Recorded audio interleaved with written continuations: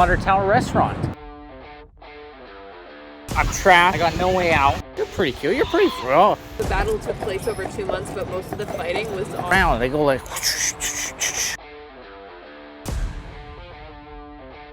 What's up, my man? The world's largest wind gauge. Oh, mayday. Mayday. My plane ain't working.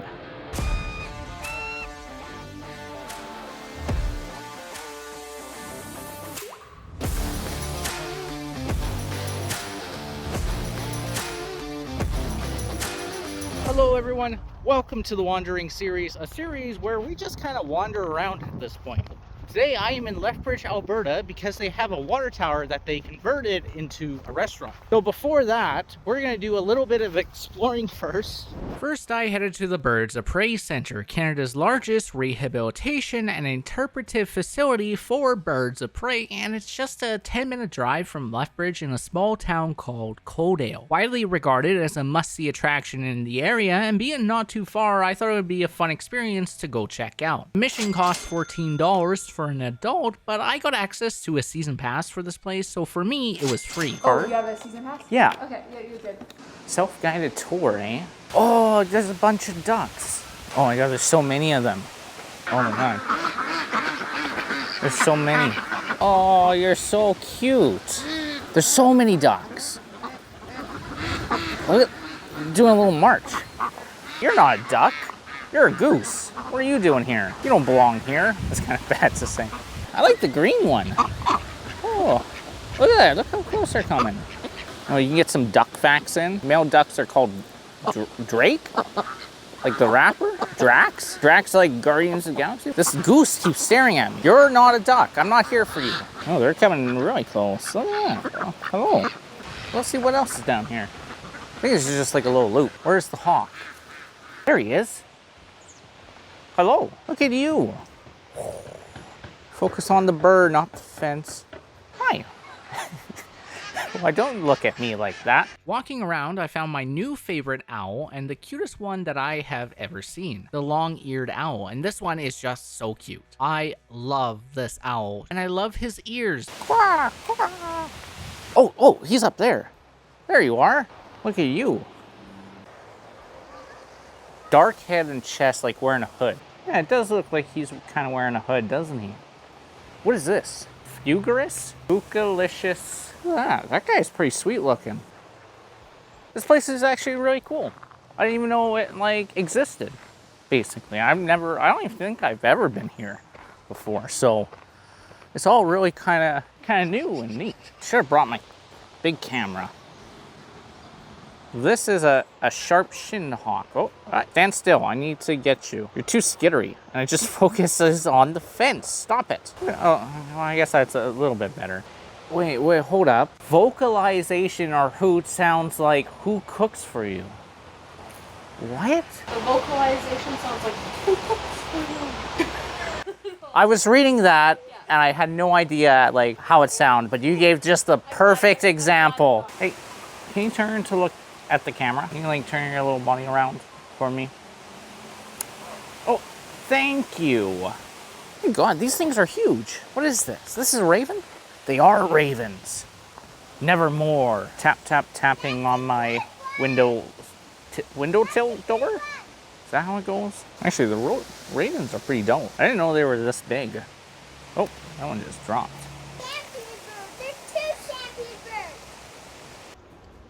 See my wingspan. I'm not bigger than a bald eagle. And that's a bald eagle? I thought their colors were red, white, and blue. No, that's the American eagle. What imposter is that one? That's like a golden eagle? No, his wing looks damaged too. Oh, there's like 5 eagles. There's one. Where's the other one? There's 2. This eagle, that's what's in there. What one is this? It is a golden eagle, I knew it. Ah, this one's like locked. Uh-oh.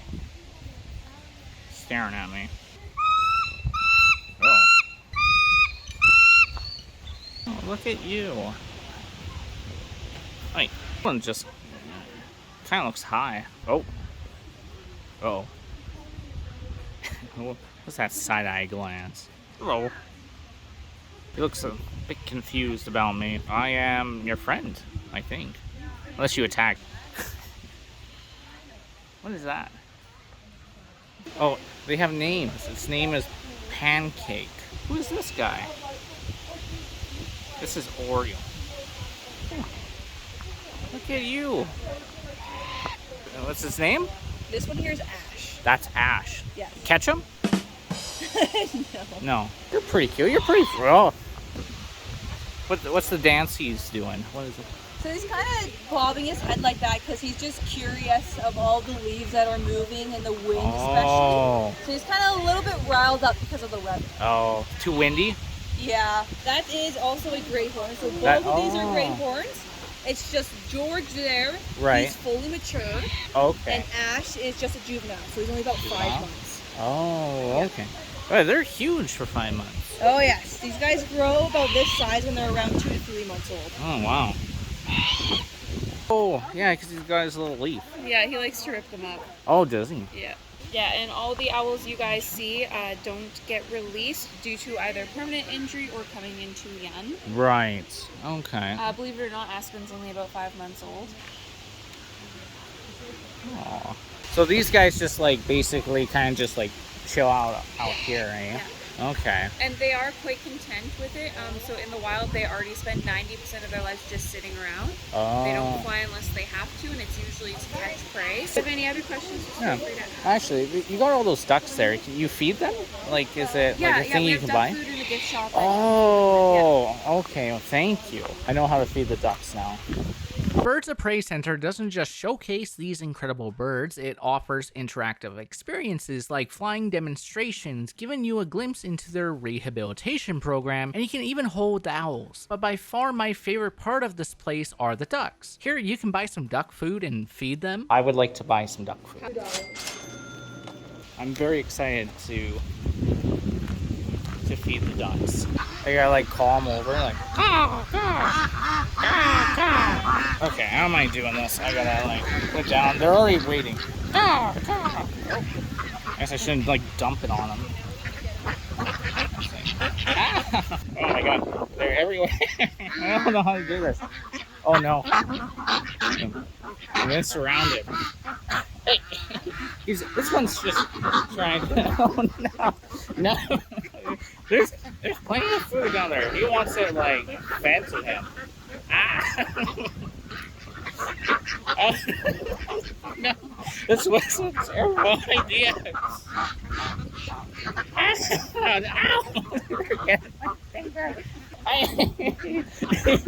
Greedy little ducks.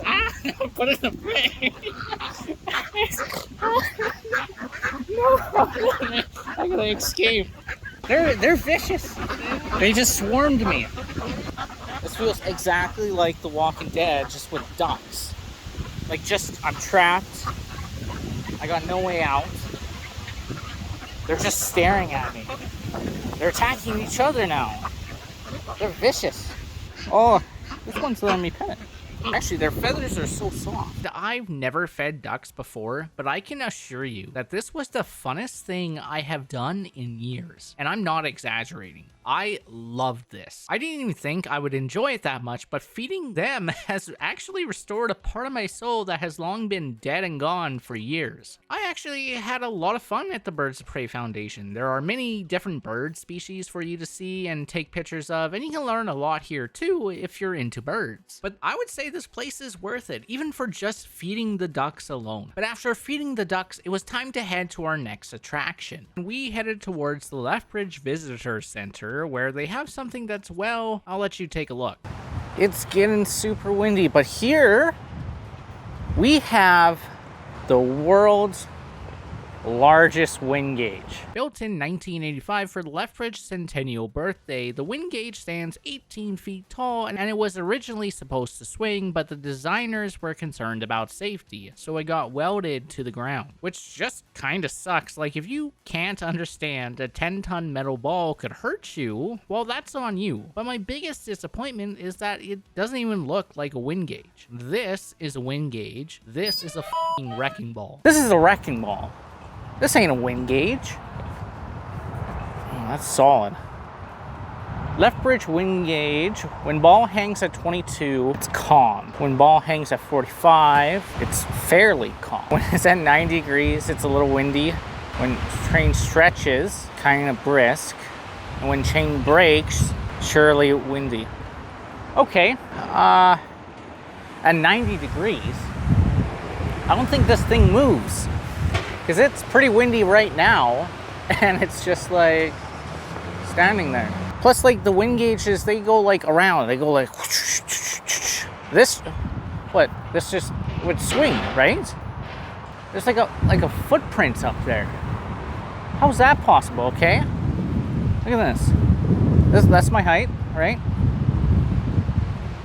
And that's like at least a little more than half of me up there.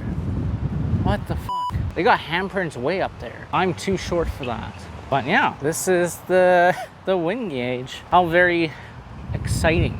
I'm more impressed that someone was able to reach up there with their hands. There's no way. If this was like the world's largest wrecking ball, I could get behind that, right? But this is just not a wind gauge. Oh, and it's starting to rain too. I've noticed that anytime I start doing these videos, it's either super windy, it's starting to rain, or I just f*** up the video. After witnessing the world's most disappointing wrecking ball, it was time to head to the Galt Museum, another significant attraction for the city of Lethbridge. I'm just stopping by, and we got like these spherical UFO spears here. Look at this. What is this? This is like a tire wheel? Hubcap? This bigger one. I don't know what, is it like a wheel? It looks like a flying saucer just kind of like crash landed here. Just kind of want to see this. Two guys hanging out. They probably join in. Oh, what's up, my man? I don't want. It looks like he wants money. Oh, you got some cobwebs in your shirt there, sir. What? High five? Let's go to the museum. What does it say? Aka Summit Okanalrar Ha? Aka is a Mito Hakanapoa. I think that's right. I'm here for the museum. Oh, Yeah. like just to walk through? Just to walk around, yeah. Okay, Yeah. sounds good. So it's just $6 for admission. Do debit? Thank you. Yeah, you're welcome. And you start Discovery Hall, you said? right Yeah. in those Oh. Oh, wow. This place is really big. Hey, and we just went to the windmills. Look at that. You know, like, oh, an old bow. Or like a little beat stick over there. Ooh, what's this? Oh, dope. Get to fly. Push button. Oh. What is this? I don't think it works. It's not moving anything. What about this knob? Nope. Oh, mayday. Mayday. My plane ain't working. Oh. It's a giant boot and Pilsner. That's my type of beer. This is a bit of a trick. It's only half a boot. Oh.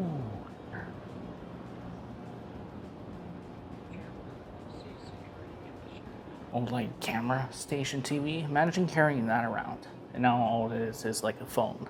What is this? They got like a little mini bridge up here. Look at that. Oh.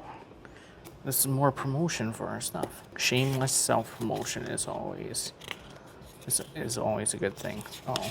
What's going on here? What type of paper is this? Right there, right in the spotlight too. That's a really good spot. Oh, that one's a lot better than our last one. Look at the gift shop. Got a bunch of stuff here. Pretty big one. Dude, you can just buy all this and you're rich. All these gold flakes for only $8. I'm a millionaire. Fool's gold. Oh, it's fake gold. You can't become rich from this. I love that. But how much? How much is it? $95. Actually, well, I don't want to say it's too bad, but like some of these are really dope. There is like the little high-level bridge guys. That's kind of what we're after. You know what, I think I'm just gonna get this little guy. Little pin. Yeah. And do you know if the Fort Whoop Up's open? Yes, it is. It is? Yeah. Oh, okay. So 7:36 now, and if you're heading down there, I will also give you a coupon. Oh, well, thank you. Yeah. The lady gave me a 50% off coupon. Kind of just looks like I forged it. We go down to the fort and do all that. I think that could be all right. So the museum is just like right up there. So you just come down to the coulee and you can go into the fort. Hopefully that looks good. Oh man. Ah, you got little baby horses. You're just munching along. Hi. Hello, how can we help? I'm here for the fort, I guess. So like a little look around. You know, the girl at the Galt gave me that. Okay, sounds good. Yeah. Are you interested in a wagon ride at all today? How much are those? It's $5 ride. Just double check. No, we have it at 2. 100%? Yes. This says have one at 2 2? o'clock is our next Oh. one. It's $5 extra. Sure, I'll do that. Okay, sounds good. Might as well. So your total is $13.50. On debit.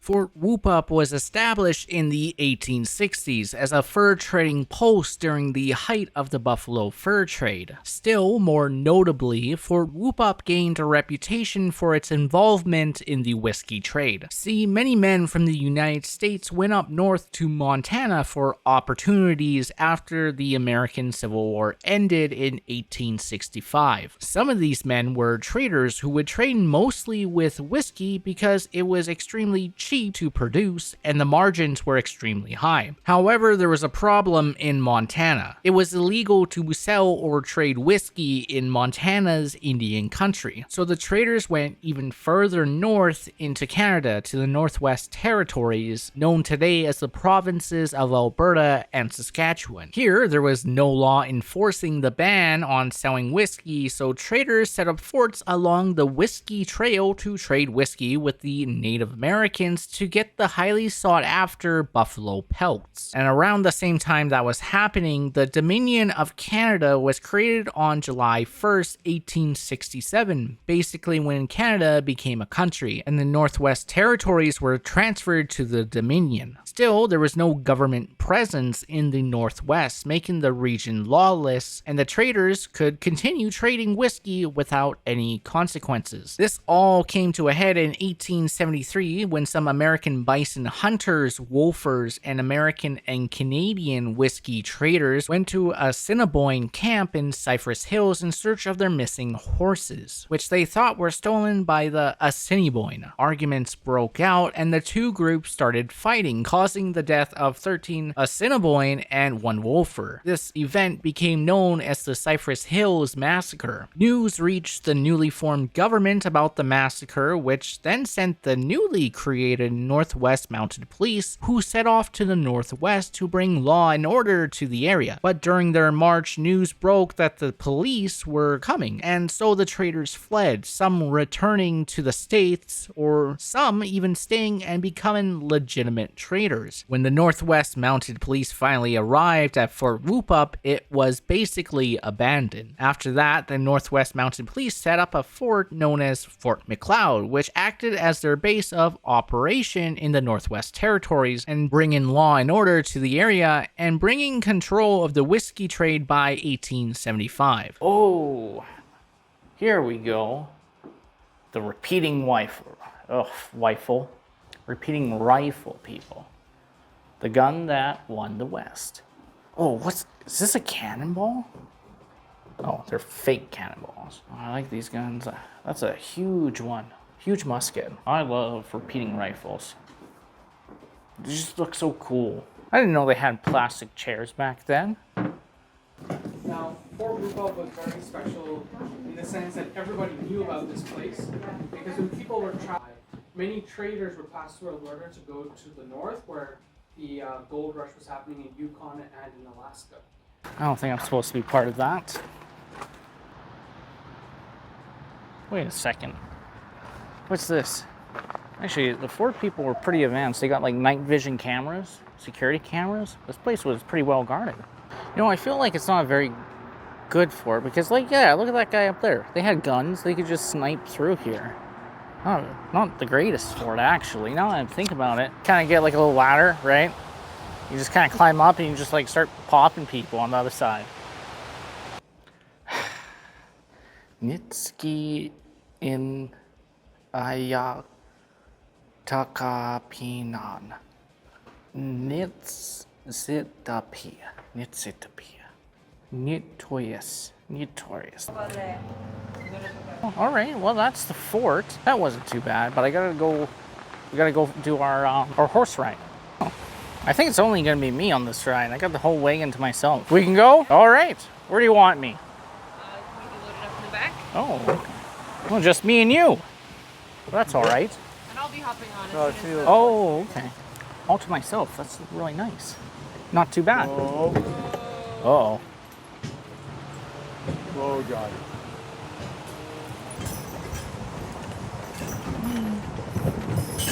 This is like Skyrim. You play that game? a little bit. You know the opening? Okay. That's what I'm getting from it. That's awesome. I have a lot of history about like history of Indian Battle Park and the coal mine and the bridge. Is there anything do you have any questions about like anything specifically or? Not specifically. Yeah. I guess what are the kind of like cooler facts, I guess, or something more interesting. Well, something really cool is that this was like this area like right up. We're actually going to drive right by the site of the last great intertribal battle in North America. So it was the Battle of the Belly River that took place here in the fall of 1870. And it was a battle between the Blackfoot and the Cree, and it only lasted about 2 months, and it was this incredibly one-sided battle. And so the Cree, Cree traditional territory is like Saskatchewan, Manitoba, and Ontario. Okay. And so a lot of that was being taken away, and the Cree were being pushed further and further west during the 16 and 17 and 1800s. Okay. And so they were losing all of this territory, and so they started encroaching more and more on the Blackfoot. And the Blackfoot said, "Back off! This is our territory. Don't come near it." And then in 1869, there was a smallpox epidemic that wiped out about half of the Blackfoot numbers. Right. And so the Cree were like, "Oh, it's a perfect time to strike. We can go take some territory away from them." So they attacked a small Gaina, one of the 4 Blackfoot clans the Cree did. And so they had a war party of between 600 and 800 warriors. And so the Gaina, they sent scouts back calling for reinforcement. And so they were able to get the Amskapi Bagani, one of the other Blackfoot clans, to come join them in their battle. And so that group of Cree is facing up against thousands of Blackfoot now. Okay. Yeah. And so a lot of the battle was just the Cree retreating through these coulees, and some of the younger Cree would be running on top of them and taunting the Blackfoot and such. But most of the time, it was them retreating across the river. And literally this patch right here is where the battle came to a head. The Cree were surrounded and the Blackfoot cornered them, and they did not let up. And there's stories of Blackfoot warriors who were able to shoot with their eyes closed and kill 2 Cree. It was just absolutely wild. Yeah, so oh no! Not the hassle. Oh, had to do it once this year. Yep. Glad I got to be on that wagon ride. The battle took place over 2 months, but most of the fighting was on 2 days, and that was when the Blackfoot cornered them. And so, all in all, the Blackfoot had about 90 casualties, majority of them being on those 2 days. Right. So 40 dead and 50 injured. The Cree had anywhere between 200 and 400 casualties. Damn. So extremely one-sided battle, as well as when the Cree, they were told. The Blackfoot kind of got this feeling that they had gotten the message that they don't mess with them. Right. The Cree retreated and they weren't able to take any of their dead. And so the Blackfoot put all of those dead bodies on the coulees as offerings all around. And so when they were building the University of Lethbridge in like around the 1970s. They found human remains there from the Battle of the Belly River. Like kind of like an offering to like the gods? Yeah, like creator and such. Okay. Like, in like Blackfoot tradition, you don't bury people, you put them up like higher, so like in trees, so that you're closer to like the sky and the heavens. Well, there was a plaque kind of right near like the fort. It said for like a medicine wheel? That medicine stone that's right outside the fort actually dates back up to 800 years ago. Okay. And so the story behind it is that there was a young Blackfoot warrior who was walking along the top of the coulees. Right. And he saw in the river valley a medicine man. And so that's someone with a top knot who is very identifiable and holds a lot of knowledge.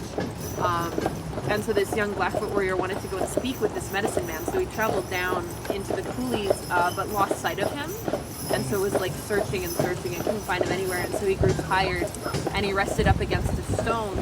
And he received a vision from the medicine man that this stone was a medicine stone that was a gift, and so that he and his family and all of his descendants were to continue to honor this stone, and that they would be gifted like prosperity and goodwill. So it kind of works like a wishing well. So like with a wishing well, we like throw coins and stuff, something that's of value to us. Exactly the same thing. So you'll leave tobacco is a really traditional plant that's given for offerings. So you'll see tobacco seeds there, as well as like tobacco cigarettes and such. Right. Like sage, sweetgrass, cedar. It's like anything that's of value to you that you leave there, and it gets reabsorbed into Mother Nature. Thank you so much. Oh, thank you. I think we go do that little medicine wheel up there. I guess I need an offering, but I don't really have anything on me. I think I got some change. Money is always worth something, right? What is this? I got about 50 cents. That's the only really thing I have as an offering. I feel like money is a little bit better than sage. Oh yeah, people bring a few gifts. They got sunglasses, there's a golf ball, some tobacco. So I think we'll just put our money right there. Don't rub bones. That's hardcore. But I feel like my change is worth something there. Do I make a wish? I wish for my series to be successful and, I don't know, peace upon earth or whatever. Now it's just getting so windy, so I gotta get out of here.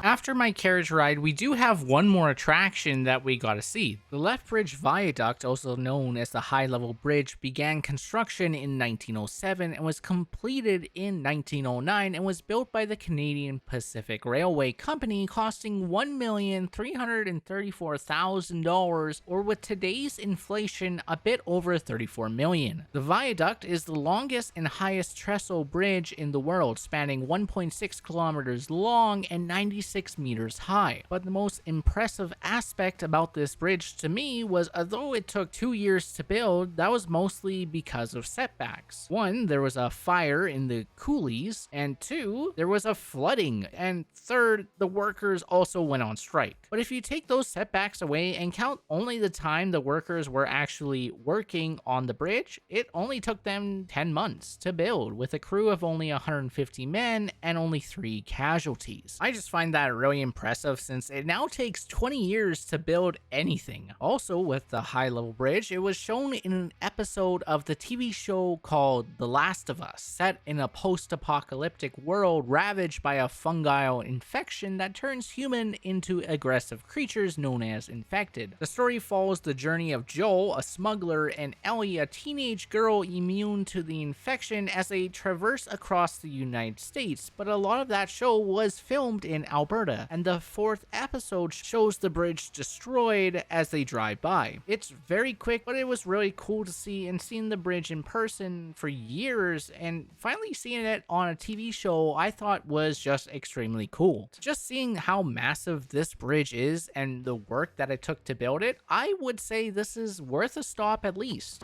I think we head out to the water tower grill because I am starving actually now. Well, here we are. This is the Water Tower restaurant. I actually did book a reservation this time, so it won't be like the Waterton trip. But yeah. Built in 1959, this water tower held 1.9 million liters of water and served much of the city of Lethbridge with pressurized portable water until 1999 when the city built a water treatment plant. Casual?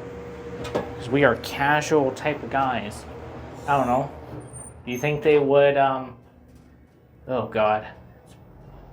Nope, I'm holding on. Left to rust, the water tower was planned to be demolished, but the residents of Lethbridge came to love this water tower. It became a landmark to them, so in the local newspaper, a plea was made to save it. A man by the name of Douglas J. Bergen saw the news, and he tried to convince the city of Lethbridge that the water tower should become a restaurant. After 3 years of back and forth, Lethbridge finally sold the water tower to Douglas, and construction began. Costing $2 million, the restaurant was finally built in June of 2004. I want you to kind of be honest with me. Does that elevator kind of scare you? Like going up it? I don't know. It starts making this noise and I'm like, oh. Because we just loaded a lot of alcohol. Oh, okay. Because I'm just like, oh. I'm not the biggest height guy, so I'm just like a little worried. Oh, okay. Here you go, and Irina will take care of you then. Oh, perfect. Thank you so much. With a height of 192 feet, customers can get a full 360-degree view of Lethbridge and its county, and it even has a balcony 102 feet from the ground. I think we're going to do a steak. I'm just not sure. What would you pick? Maybe ribeye? The ribeye? Yeah. That's okay. We'll do that then. How would you like your steak? Medium rare, please. Would you like to have a peppercorn salad with this? Sauce with it? Sure. Yeah. Here I ordered a ribeye Delmonico, which is a ribeye steak prepared in the style of the Delmonico. And for those wondering what the Delmonico is, well, it was a famous restaurant in New York City during the 19th century, and it's still open to this day. The Delmonico became known for its high-quality cuisine and innovative cooking techniques, which included certain seasoning and cooking methods. Still, this style varies on what restaurant you're eating at and what the chef thinks a Delmonico is. So what is this? Cheese? Is this butter?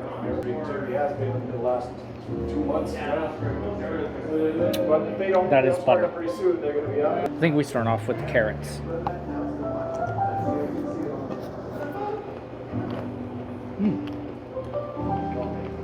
Crunchy. Definitely a carrot.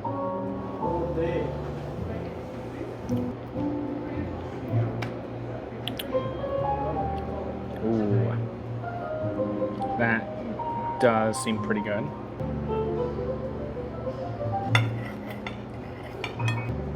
First bite.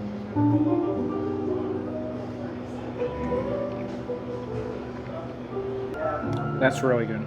But the ribeye was great, flavorful and tender, juicy, chewy. I never had this style of steak before and I was very happy with it. However, the Madagascar whiskey peppercorn sauce was okay. I didn't know what it was when I ordered it, but it was just like pepper in a sauce form, which was good, I guess, but I'd probably get something else if I had to order it again. Then we have this. It's like a purple tomato. I don't know what this is. Is it like a beet?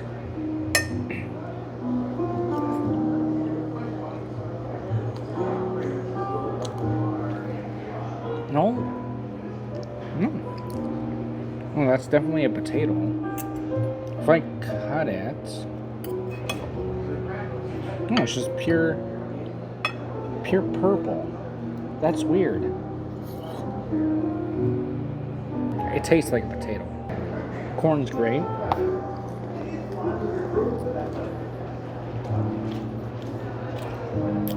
It's very sweet, actually. It's really good. Actually, thinking about before when I was coming to this place, I was very iffy on the height. But now that I'm up here, It's not as high as I thought it was. The ribeye cost me $47.50, which is a bit pricey for me, but I wanted to be wined and dined that day, so it was fine with me. Overall, with the views and the food, it was a solid restaurant. It's different being high up eating in a water tower, which makes it pretty unique. The food was great, and I love the service. Big shout out to my waiter for just being awesome. She helped me get in position for my camera and even let me go upstairs to the formal section to look around. There we go. What's that? Dining room. Oh, I haven't been upstairs. Have a look. You go take a look? Yeah, go around. Oh, wow. Just up this way? Yeah, and on the right and then right again. Oh, wow. Well, let's go upstairs. Oh. Oh, wow. This is the fancy one. Take a little look. Right. Because we were just in the casual lounge, and this is like business. Also, I really like the atmosphere. Warm lighting and smooth jazz playing in the background. And when I went, it was raining outside, so looking across the city with the light rain and listening to some jazz made it feel very cozy and relaxed. It was just a vibe overall. And ending on a good note for once, that's the end of the video.